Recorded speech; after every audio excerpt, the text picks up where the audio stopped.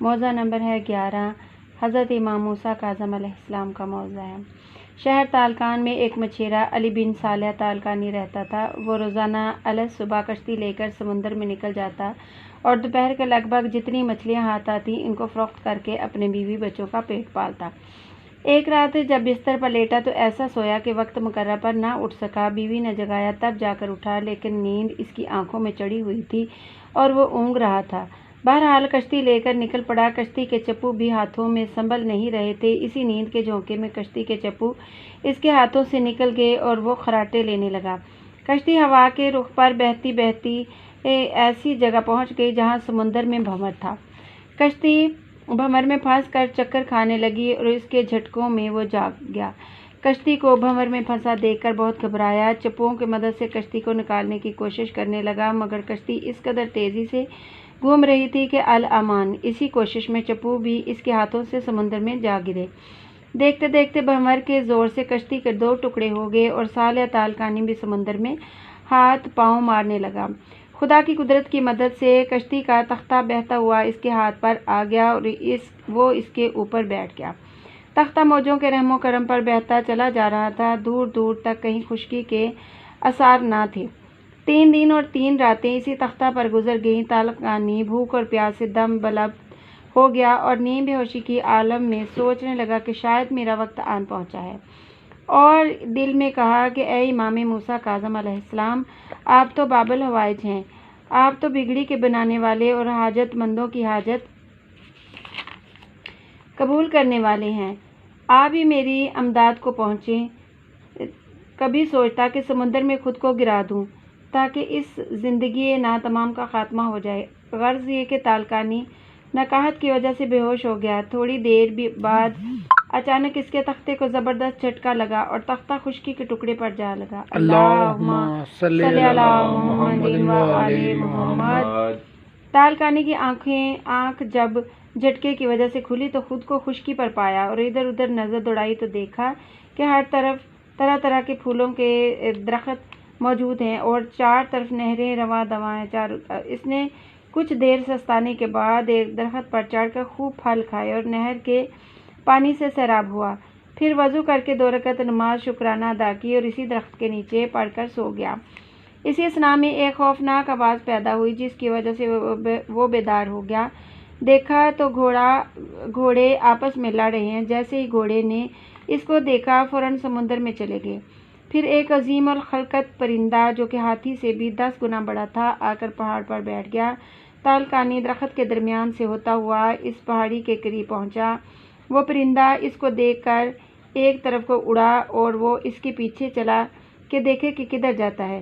تھوڑی دور جانے کے بعد اسے تلاوت قرآن مجید، تسبیح و تہلیل اور تکبیر کی آواز سنائی دی جو کہ ایک غار سے بلند ہو رہی تھی۔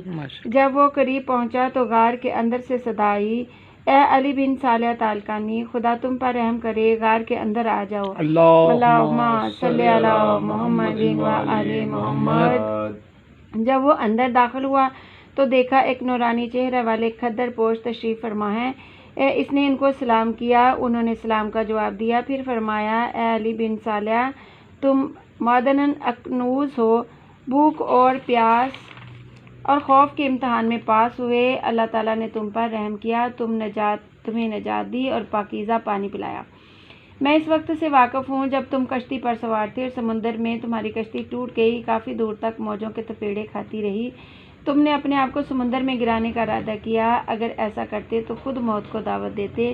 تم نے مصیبت اٹھائی، میں اس وقت بھی جانتا ہوں جب تم نے نجات پائی اور 2 خوبصورت چیزیں دیکھیں۔ تالکانی جب اس شخص کی باتیں سنی تو ان سے دریافت کیا کہ میں آپ کو اللہ کی قسم اور حضرت محمد صلی اللہ علیہ وآلہ وسلم اور ائمہ طاہرین کا واسطہ دے کر پوچھتا ہوں کہ آپ کون ہیں اور آپ کا اسم گرامی کیا ہے؟ آپ کو میرے حالات کس نے بتائے؟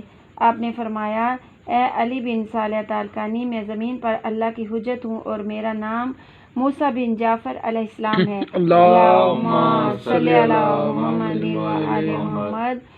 پھر آپ نے فرمایا کہ تم بھوکے ہو۔ میں نے عرض کیا، بے شک۔ یہ سن کر آپ نے اپنے لبوں کو حرکت دی اور ایک دسترخوان رومال سے ڈھکا ہوا حاضر ہو گیا۔ انہوں نے دسترخوان سے رومال ہٹایا اور فرمایا اللہ تعالیٰ نے جو رزق دیا ہے آؤ اور اسے کھاؤ۔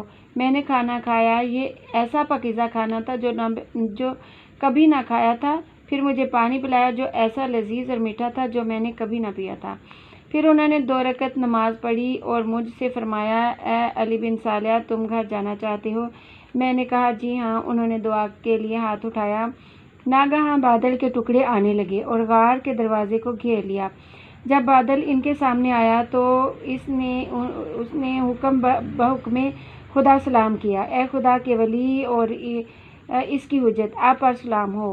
آپ نے جواب سلام دیا۔ پھر بادل کے ٹکڑے سے پوچھا کہاں کا ارادہ ہے اور کس زمین کے لیے تم بھیجے گئے ہو؟ اس نے زمین کا نام لیا اور چلا گیا۔ پھر ابر کا ایک ٹکڑا سامنے آیا اور آ کر سلام کیا۔ انہوں نے جواب دیا اور پوچھا کہاں جانے کے لیے آیا ہے؟ کہا تالکان جانے کا حکم دیا گیا ہے۔ فرمایا اے خدائے وحدہ لا شریک کے اطاعت گزار ابر، جس طرح اللہ تعالیٰ کی وحدیت کردہ چیزیں اٹھا کر لے جا رہا ہے، اسی طرح اس بندہ مومن کو بھی لے جا۔ جواب ملا پسرو چشم۔ پھر انہوں نے ابر کو حکم دیا کہ زمین پر برابر ہو جا۔ وہ زمین پر آ گیا، پھر میرے بازو کو پکڑا اور اس پر بٹھا دیا۔ اس کے بعد انہوں نے بادل کو حکم دیا کہ انہیں لے جا کر پہنچا دے۔ بادل بلند ہو کر ہوا میں دوش پر چل پڑا۔ خدا کی قسم مجھے کوئی تکلیف نہ ہوئی اور نہ کوئی خوف لاحق ہوا۔ میں تھوڑی دیر بعد تالکان جہاں پہنچا اور ٹھیک اسی سڑک پر اترا جہاں میرا مکان واقع تھا۔ اللہم صلی علی محمد و آل محمد۔ اے اللہ، جس طرح علی بن صالح تالکانی کی مراد بیت فعل امام موسیٰ کاظم علیہ السلام پوری ہوئی، اسی طرح ہر مومن اور ہر مومنہ کی مشکلات کو حل فرما، آمین یا ثم آمین۔ یہی معجزہ امام موسیٰ کاظم علیہ السلام کا دوسرا معجزہ حضرت امام موسیٰ کاظم علیہ السلام کی زندگی میں تو حاجتیں آپ کے توسل سے پوری ہوتی ہی تھیں، شہادت کے بعد بھی یہ سلسلہ جاری رہا۔ آپ کے روضہ مبارک قازمین شریف پر جو شہر بغداد سے باہر ایک اندھا بوڑھا سید نہایت مفلسی کی حالت میں روضہ کے اندر گیا اور جیسے ہی اس نے ذریعہ اقدس کو اپنے ہاتھوں سے مس کیا، وہ فوراً باہر کی طرف چلاتا ہوا دوڑا۔ مجھے بینائی مل گئی، میں دیکھنے لگا ہوں۔ اللہم صلی علی محمد و آل محمد۔ اس پر لوگوں کا بڑا ہجوم ہو گیا اور لوگ اس کے کپڑے بطور تبرک چھین جھپٹ کر لے گئے۔ اس کو 3 دفعہ کپڑے پہنائے گئے اور ہر بار وہ کپڑے دھجیوں میں ہو کر تقسیم ہو گئے۔